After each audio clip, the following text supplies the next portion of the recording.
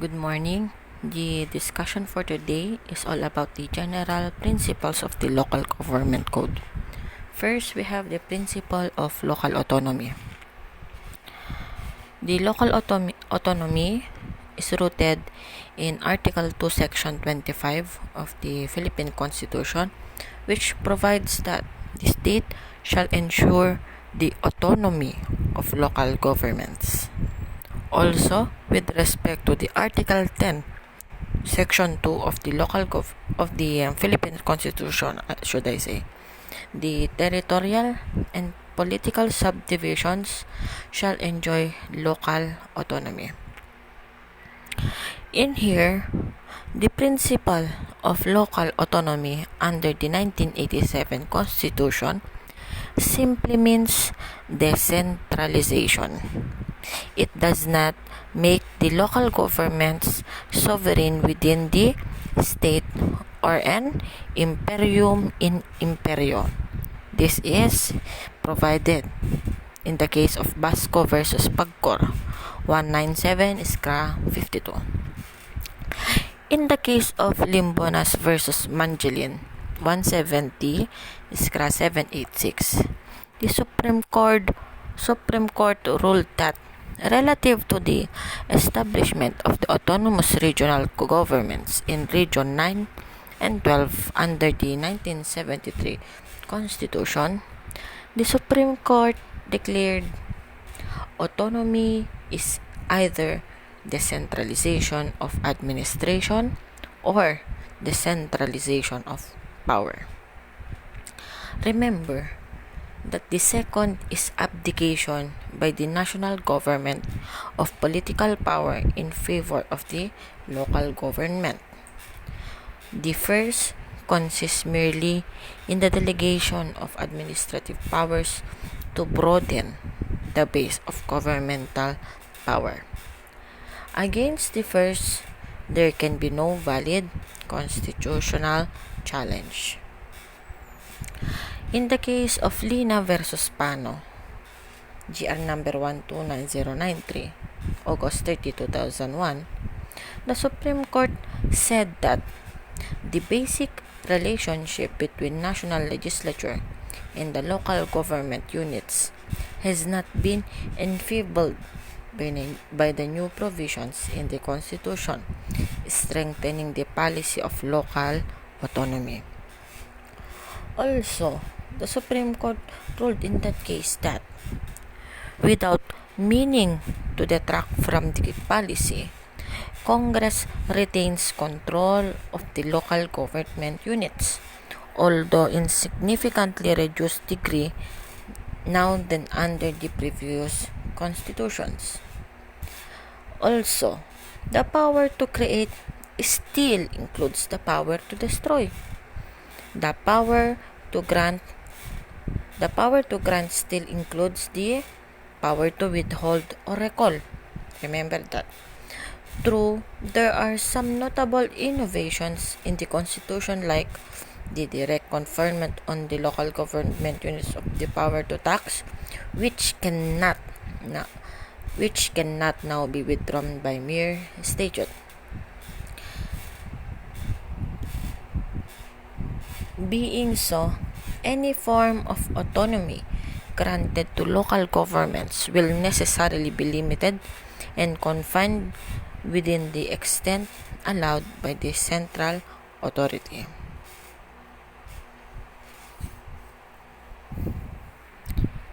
Another.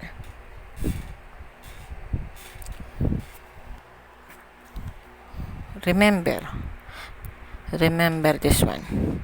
Even as we recognize that the Constitution guarantees autonomy to local government units, the exercise of the local government is subject to the power of control by Congress and the power of general supervision by the President. There are two: power of control by Congress and power of general supervision by the President. Remember that the President can only interfere in the affairs and activities of a local government unit if to. So, ibig sabihin, mangingialam lang daw ang presidente kung, okay, if the president finds that the latter had acted contrary to law. Okay? This is the scope of the president's supervisory powers over LGU. So, the president or any of his alter egos meaning yung mga cabinet members, yung mga secretary ng mga different departments.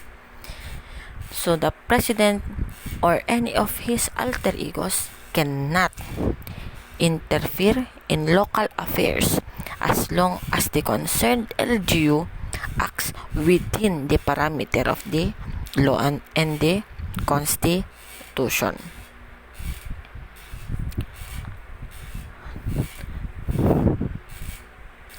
Another, the concept of corporation. Under the Corporation Code, a corporation is an artificial being created by operation of law, having the right of succession and the powers, attributes, and properties expressly authorized by law or incident to its existence. There are many classifications of a corporation, but mainly we will discuss the following. One of the classification of corporation is one, the public. A public corporation is one organized for the government of a portion of the state. 2. A private corporation is one formed for some private purpose, benefit, aim, or end. 3. A quasi-public.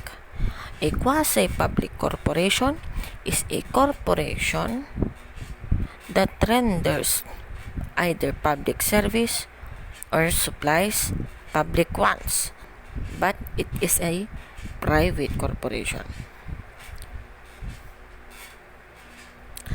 The classes of public corporations. Tapos na tayo sa classification. We go now to the classes of public corporation. Again, a public corporation is one organized for the government of a portion of the state. There are two classes of public corporation. One is quasi-corporation, and number 2, a municipal corporation. A quasi-corporation is one created by the state for a narrow or limited purpose, while a municipal corporation is a body politic and corporate and constituted by the incorporation of the inhabitants for the purpose of local government. Here we will discuss the municipal corporation. Okay. The municipal corporation has 4 elements. Take down of the following 4 elements. 1. Legal creation or incorporation. Under legal creation or incorporation, the law creating or authorizing the creation or incorporation of a municipal corporation. Number 2, corporate name, pangalan. Corporate name. It is the name by which the corporation shall be known. In Republic Act number 7160, Section 13, it provides that the Sangguniang Panlalawigan may, in consultation with the Philippine Historical Institute, change the name of component cities and municipalities upon the recommendation of the Sangguniang concerned provided that the same shall be effective only upon the ratification in a plebiscite conducted for the purpose in the political unit directly affected. So, kung magpapalit ng pangalan ang component cities and municipalities through sangguniang panlalawigan, magiging effective lang daw ito kung merong plebiscite na ikakandak. We will discuss the concept of plebiscite later. Third element, inhabitants. Inhabitants or mga nakatira doon sa municipality. These are the people residing in the territory of the corporation. Third, territory.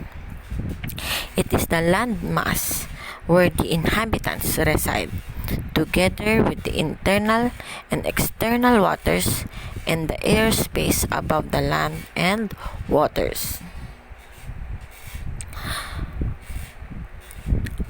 So again, we have 4 elements of municipal corporation: legal creation or incorporation; 2, corporate name; 3, inhabitants; 4, territory. Next concept of municipal corporation is it has a dual nature and function. Under RA 7160, Section 15, every local government unit created or organized is a body politic and a corporate endowed with powers to be exercised by it in conformity with law. As such, it shall exercise power as a political subdivision of the national government and as a corporate entity representing the inhabitants of its territory. So this is the dual nature and function. Number 1, as a political subdivision of the national government, and 2, as a corporate entity representing the inhabitants of its territory. That is the dual nature. Okay? With regards to the dual functions, ito: 1, public or governmental, and number 2, private or proprietary. What is, again, the dual nature is the as a political subdivision of the national government and as a corporate entity representing the inhabitants. Ang dual function naman, ito, public or private. Public or governmental and private or proprietary. Ano ang public or governmental? This is the function. It acts as an agent of the state for the government of the territory and the inhabitants. Number 2, what is private and proprietary naman, ma'am? This one, the LGU acts as an agent of the community in the administration of local affairs. As such, it acts as a separate entity for its own purposes and not as a subdivision of the state. Next concept. The municipal corporations in the Philippines has the following role: the territory and political subdivision of the Republic of the Philippines are the province, cities, municipalities or city or the barangays. There shall be also the autonomous region in Muslim Mindanao and the Cordilleras. First, we have the province. Okay, the following are the municipal corporations. Number 1, province. The province composed of a cluster of municipalities or municipalities and component cities, and as a political and corporate unit of the government, serves as a dynamic mechanism for developmental processes and effective governance of local government units within its territorial jurisdiction. You can find this in your section 459 of your Republic Act 7160. Next is a city. Example is Tuguegarao City.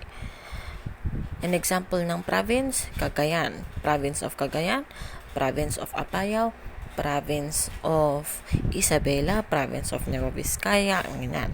Ang city, Tuguegarao City, Cauayan City, Santiago City, Ilagan City.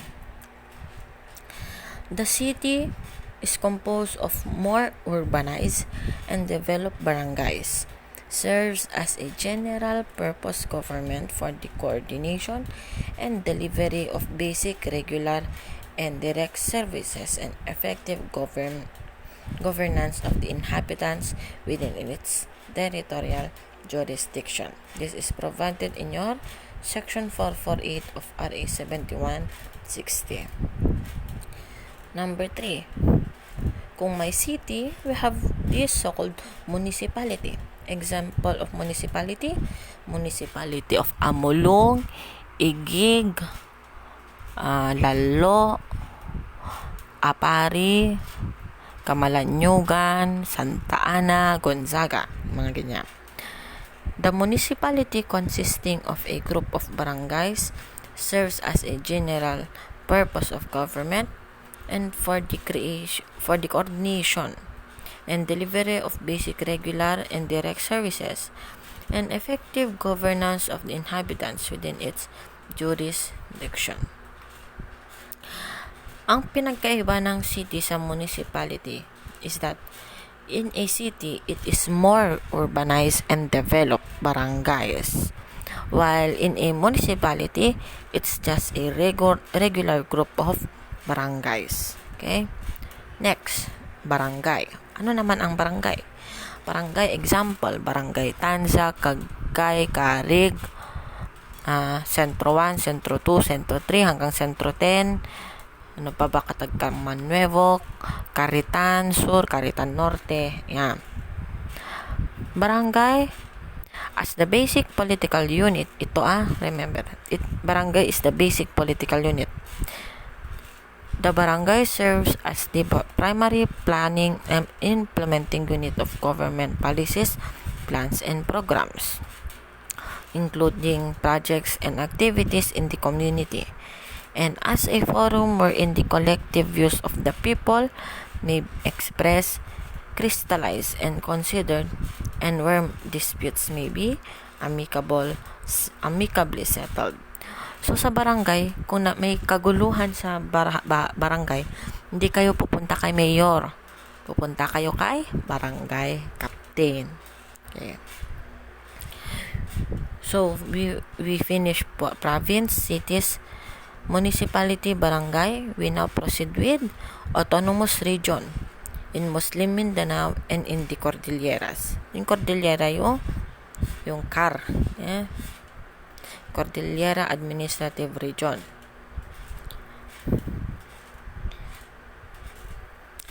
Accordingly, in the case of Limbonas versus Manjilin,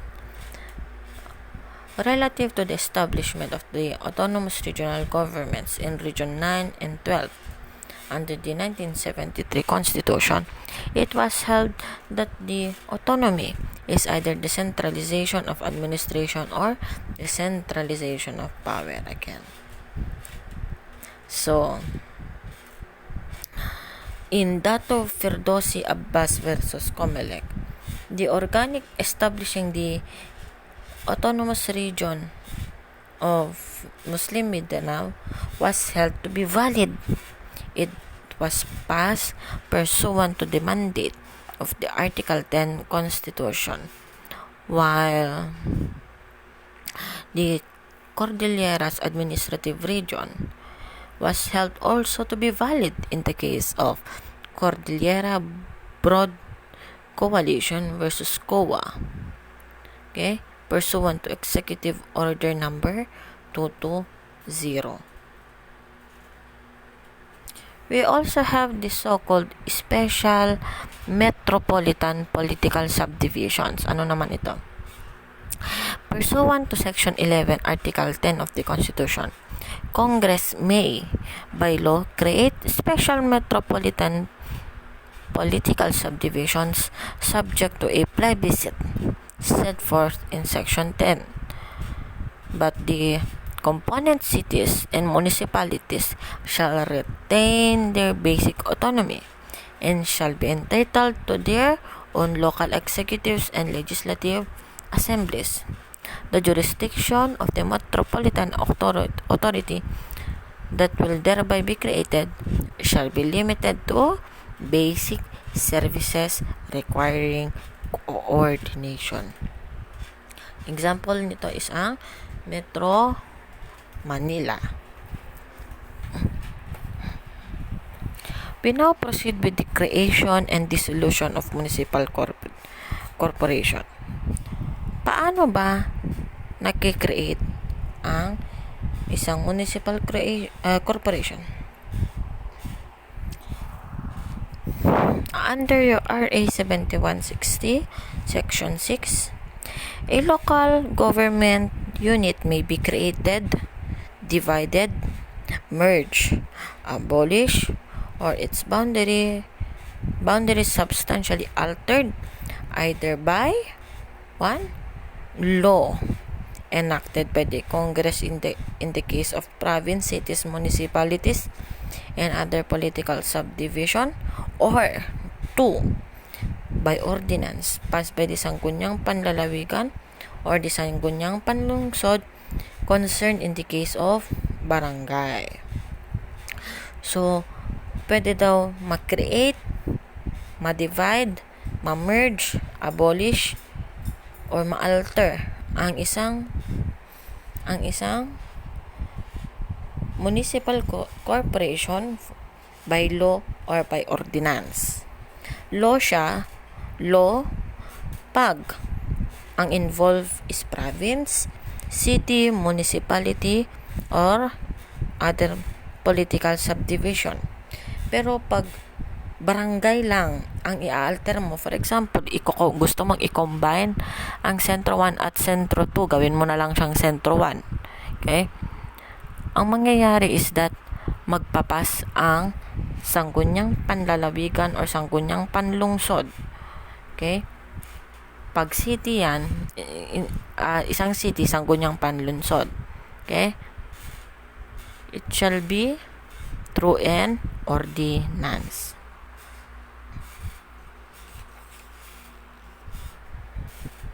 What are the requisites or limitations on creation or conversion? Ito ang mga limitation. Okay? Ito yung mga requisites or limitations sa pag-create o pag-convert. Number 1.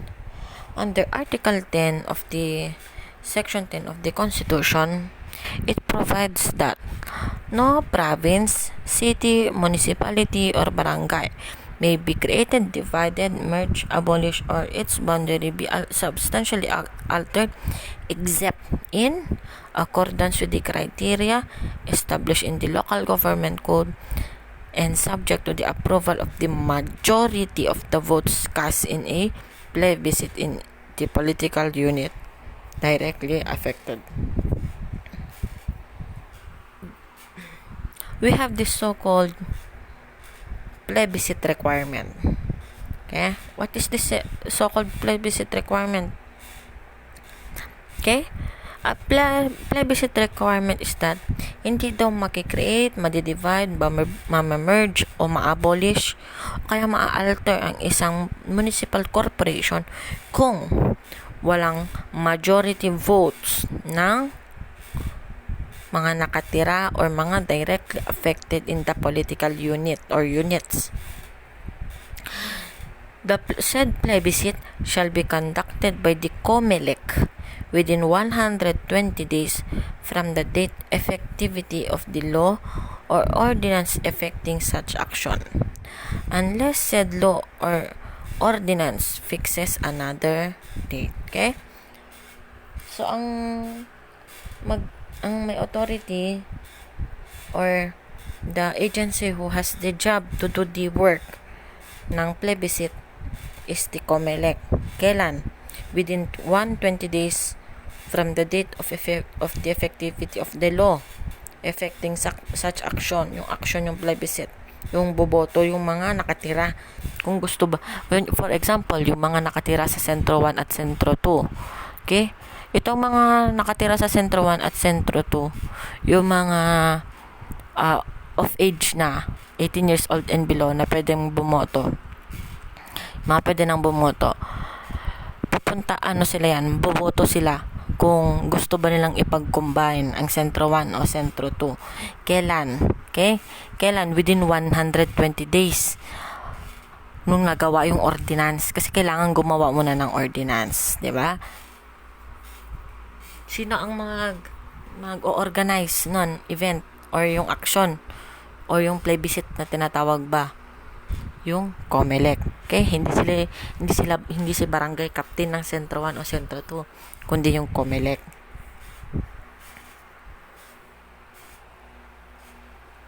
Okay. Another requisite. So, tapos na tayo sa plebiscite requirement. We now go to the verifiable indicators.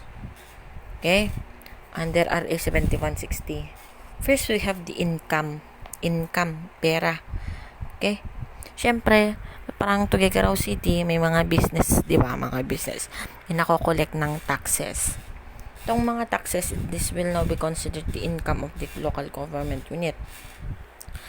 So, accordingly, the income must be sufficient and based on acceptable standards to provide for all the essential government facilities and services and special functions commensurate with the size of its population, as expected of the local government unit concerned. An average annual income for the last 2 consecutive years based on 1991 constant price should be at least sa municipality. Okay? So, isang municipality dapat meron 2,500,000 pesos. Sa city naman, 100 million. Sa highly urbanized city, 50 million. Sa province, 20 million. In the case of Alvarez versus Gingonat, 252-695, the Supreme Court held that, sabi ng Supreme Court, the Internal Revenue Allotment o IRA, ito yung income ng mga municipal corporation, should be included in the computation of the average annual income of the municipality for purposes of determining whether the municipality may be validly converted into a city.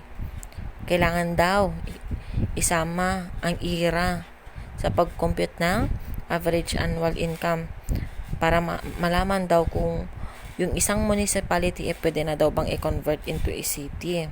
Okay? But under RA 9009, it specifically provided that for conversion to cities, the municipality's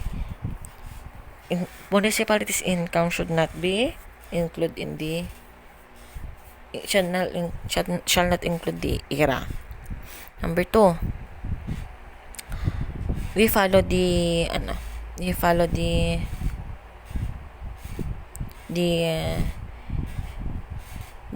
ruling of the court, okay, that IRA should be included in the computation. Number 2, population, okay. Sa isang barangay, what is a population first? Okay, the population is the number of the residents or inhabitants residing thereof in the local government unit. It shall be determined as the total number of inhabitants within the territorial jurisdiction of the local government unit concerned. The required minimum population for a barangay Okay?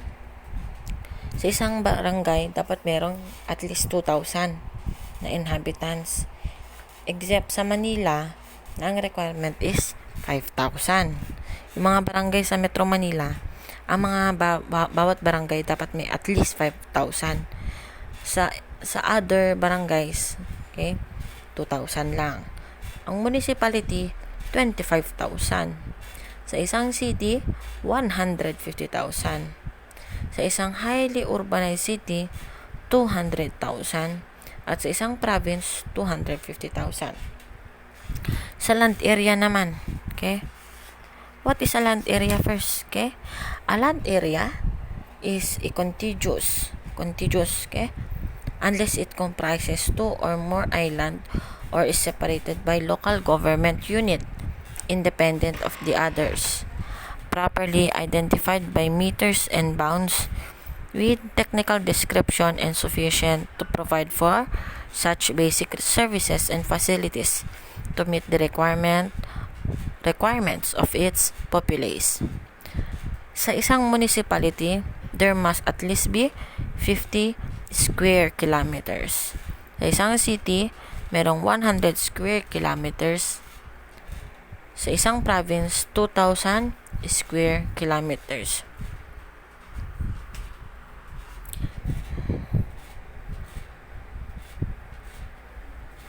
Next, with regards to the division, creation, and abolition of local government units. Tapos na tayo sa conversion at saka creation. Okay? We go now with the abolition, with the division and merger. What is division and merger? Okay? Under RA 7160 Section 8, the division and merger shall comply with the same requirements provided that such division shall not reduce the income, population, or land requirement of the local government unit. Okay? Also provided further that the income classification of the local government unit shall not fall below the current income classification prior to the division. Ang ibig sabihin, yung division daw is the same requirement. Kung ano yung so for example, barangay 1, sentro 1, sentro 2. Okay?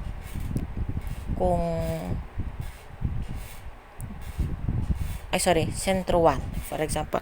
Masyado nang marami yung mga inhabitants. Okay? Kung gustong ma-divide ng sentro 1, maging sentro 1 sur at sentro 1 norte, ganyan. Dapat, kung magdi-divide sila, yung requirements, di ba, ang barangay dapat merong at least 2,000 inhabitants. Dapat, pag magdi-divide na sila, may 2,000 inhabitants si Sentro 1 Sur at yung Sentro 1 Norte naman, meron ding 2,000 inhabitants.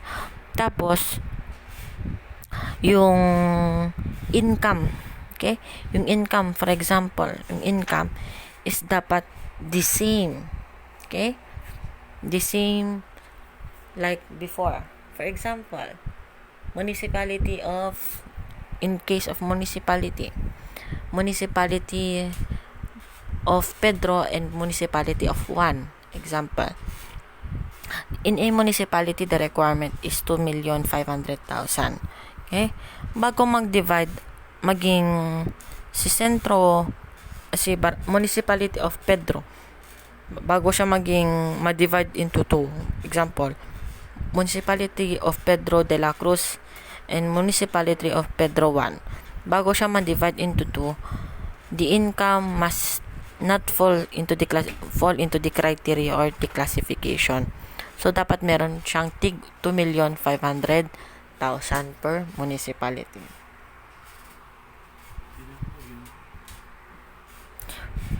What is a de facto municipal corporation naman? Next. I forgot abolition. Abolition, okay? According to RA 7160 Section 9, a local government unit may be abolished when its income, population, or land area has been irreversibly reduced to less than the minimum standard prescribed for its creation. Of course, this must be certified by the national agency mentioned. The law or ordinance abolishing a local government unit shall specify the province, city, municipality, or barangay with which the local government unit is sought to be abolished will be incorporated or merged. We have the so-called de facto municipal corporation. Okay? In the case of Malabang versus Benito, the court provided for its requisites. 1. There must be a valid law authorizing in such incorporation. 2. There must be attempt in good faith to organize under it. 3. There is a tolerable compliance with the law. And 4th, assumption of corporate powers.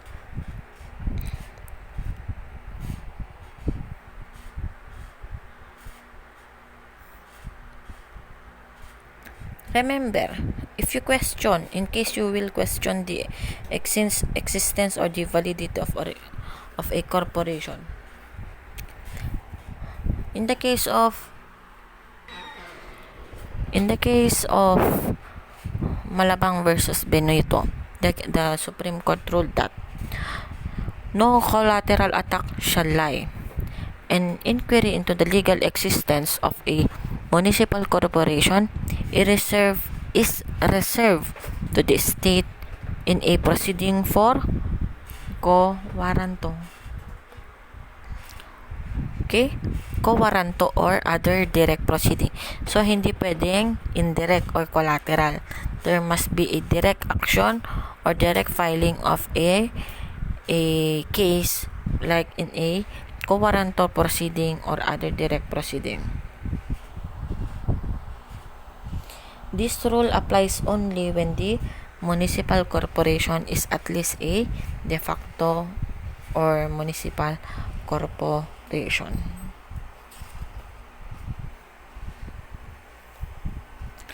The Local Government Code or RA 7160 was made to be effective on January 1, 1992 unless otherwise provided therein or herein after its complete publication in at least one newspaper of general circulation.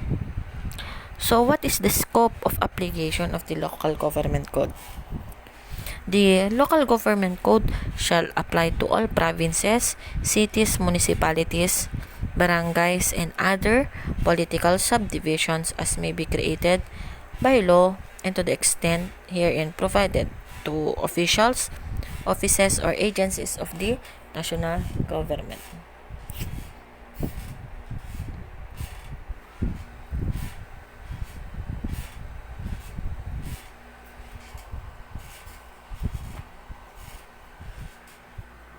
Okay, remember the following. Lalagay ko to sa quiz ninyo. In case of rules of interpretation, any provision on a power of a local government unit shall be liberally interpreted in its favor, and in case of doubt, any question thereon shall be resolved in favor of devolution of power and of the local government unit. Another one, rule of interpretation. Any tax ordinance or revenue measure shall be construed strictly against the local government unit. So, pag interpretation ng law, it shall be interpreted in its favor. Pero pag tax ordinance or revenue measure, it shall strictly construed against the local government unit. Okay? And in favor of the taxpayer. Any tax exemption, incentive, or relief granted by any local government unit shall be construed strictly against the person claiming it. Another one, The general welfare provision shall be liberally interpreted to give more powers to local government units in accelerating economic development and upgrading the quality of life for the people in the community. Next, the rights and obligation existing on the date of effectivity of the local government code and arising out of contracts or any other source of prestation involving a local government unit shall be governed by the original terms and provisions or conditions of said contract or law in force at the time of such right were vested. Lastly, in the resolution of controversies arising under the local government code where no legal provision or jurisprudence apply, resort may be had to the custom and tradition in the place where the controversy take place. That ends the general principles. The next topic will be general powers and attributes of the local government units.